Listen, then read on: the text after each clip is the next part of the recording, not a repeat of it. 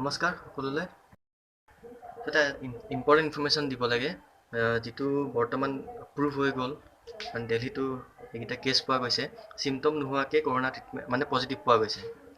চ' সেইটোক মেডিকেল টাৰ্মছত কি কোৱা হয়? এচিমটমেটিক বুলি কোৱা হয়। চিমটমেটিক মানে আপোনাৰ চিমটম গাত থাকে, জ্বৰ, কাহ, চৰ্দি, গাৰ বিষ, বমি। তেনেকুৱা হ'লে টেষ্ট কৰা হয় যে পেচেণ্টৰ চাগে কৰোণা হ'ব পাৰে। কিন্তু এচিমটমেটিক এতিয়া আহি গৈছে। এচিমটমেটিক মানে আপোনাৰ চিমটম নোহোৱাকৈ বেমাৰটো হ'ব পাৰে আৰু পজিটিভ হ'ব পাৰে। সেইটো কোৱা হয় মেডিকেল টাৰ্মছত এচিমটমেটিক বুলি।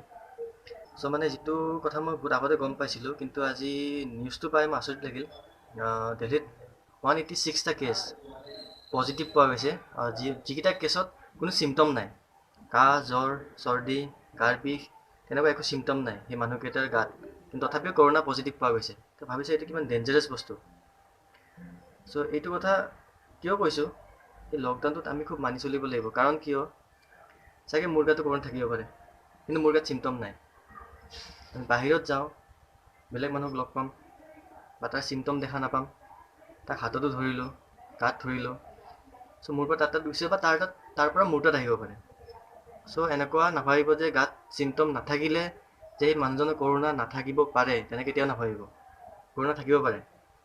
চ' চিমটম থাকক বা নাথাকক, ডিষ্টেঞ্চ মেইনটেইন কৰিব, তেতিয়াহে আমি বাচিব পাৰিম। কাৰণ আমাৰ হাতত টেষ্ট কৰা বস্তু নাই, আমি তেখেতক টেষ্ট কৰিব নোৱাৰোঁ নিজে। চ' এই বস্তু একদম গুৰুত্ব সহকাৰে লওক। আৰু যদি টেষ্ট কৰিবলৈ বা মেডিকেলৰ হেল্থ ৱৰ্কাৰ মানুহ আহে, টেষ্ট কৰিব। আপোনাৰ চিমটম নাথাকিলেও টেষ্ট কৰিব। কাৰণ যিটো এইটো প্ৰুভ হৈ গ'ল যে চিমটম নথকা মানুহৰো কৰোণা থাকিব পাৰে।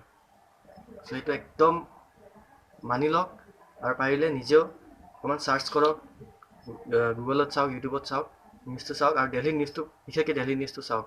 কেজৰিৱালে যিটো কথা কৈছে সেইটো ভালকৈ এবাৰ চাই লওক। दिल्ली में कोरोना के केसेस में बढ़ोतरी होनी शुरू हुई है। हमने टेस्ट भी ज़्यादा करने चालू किए हैं। पिछले कुछ दिनों में हमने काफ़ी टेस्ट किए हैं दिल्ली के अंदर, और कोरोना के केसेस में बढ़ोतरी भी चालू हुई है। कल हमारे पास 736 केसेस के टेस्ट की रिपोर्ट आई। उन 736 में से 186 कोरोना के मरीज निकले। ये 186 के 186 सभी एसिम्टोमेटिक हैं। इनमें किसी में भी सिम्टम्स नहीं है, किसी को बुखार नहीं है, किसी को खांसी नहीं है, किसी को सांस की शिकायत भी थी। उनको पता ही नहीं था कि उनको कोरोना है, उनको पता ही नहीं था कि वो कोरोना लेके घूम रहे हैं इधर उधर।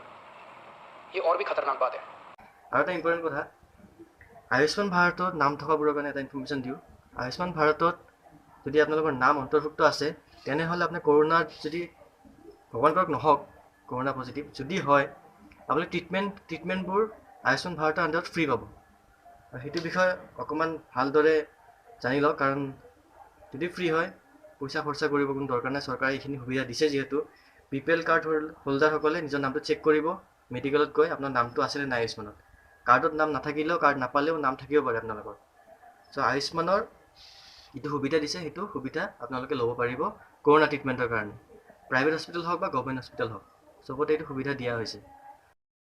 আৰু লগতে এটা কথা কৈ দিওঁ, ভিডিঅ'টো আপুনি চাই আছে, বৰ্তমান মই যিটো কৈ আছোঁ আপুনি চাই আছে, অকল আপোনাৰ মাজত কথা নাৰাখিব, এইটো শ্বেয়াৰ কৰক যিমান পাৰে। কাৰণ কথাটো বহুতে গম পোৱা নাই। মোৰ ভিডিঅ'টোৱে কৰক, বা যদি বেলেগ ভিডিঅ' পাইছে শ্বেয়াৰ কৰক, বা নিজে মেছেজ দি হ'লেও লিখক। যদি শ্বেয়াৰ কৰাৰ অপশ্যন নাই, মেছেজ দি হ'লেও কথাটো জনাওক চবক। চ' এইখিনিয়ে মোৰ দৰকাৰী ইম্পৰ্টেণ্ট দুটা কথা আছিলে। চ' তাৰে কাৰণে ৰাতি অলপ দৌৰাদৌৰিকৈ ভিডিঅ'টো কৰিলোঁ। চ' যিখিনি কৈছোঁ অলপ মনত ৰাখিব, অলপ ভালদৰে চলিব। আৰু প্ৰায় বাহিৰত গ'লেও, বজাৰ কৰিলেও বাহিৰতে ভৰি হাত ধুই, দৰ্জা লক চক এইবিলাক নধৰিব, ভৰি হাত ধুই ভিতৰত সোমাব। চ' থেংক ইউ। জয় অসম।